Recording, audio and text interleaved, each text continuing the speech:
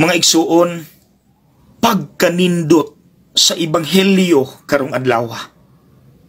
Sultian ta mo sa tinuod, samtang ako na malandong sa ebanghelyo karong adlaw, honestly, walay nisulod nga pamalandong sa akong una-una.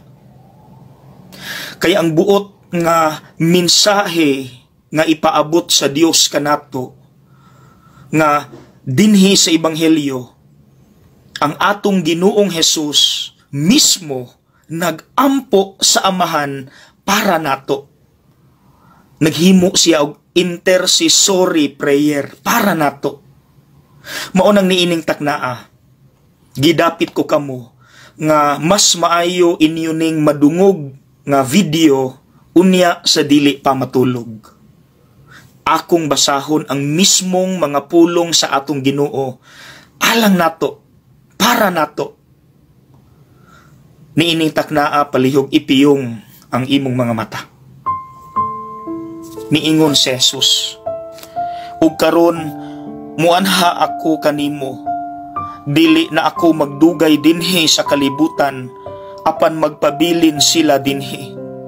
Bala ang Amahan, bantayi sila diha sa gahom sa imong ngalan, ang ngalan nga imong gihatag kanako, aron sila mausa, ingon nga ikaw ug ako usa lamang. Samtang ako uban pa kanila, gibantayan ko sila pinaagi sa gahom sa imong ngalan, ang ngalan nga imong gihatag kanako. Gibantayan ko sila ug walay usa kanila nga nawala. Ug karon muanha ako kanimo, ug gisulti ko kining mga butanga dinhi sa kalibutan aron malipay sila pag-ayo duyog kanako. Gihatag ko kanila ang imong mensahe ug gikasilagan sila sa kalibutan, kay dili man sila iya sa kalibutan, ingon nga ako dili iya sa kalibutan. Wala ako maghangyo kanimo nga kuhaon mo sila gikan sa kalibutan, kundili nga bantayan mo hinuon sila batok sa yawa. Amen. Mga igsuon, panahon nga kita sulayan sa yawa, hinumdumi kining gisulti ni Jesus kanato, ngadto sa Amahan para nato.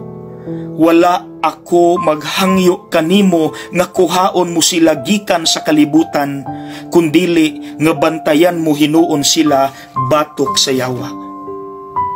Pagkanindot.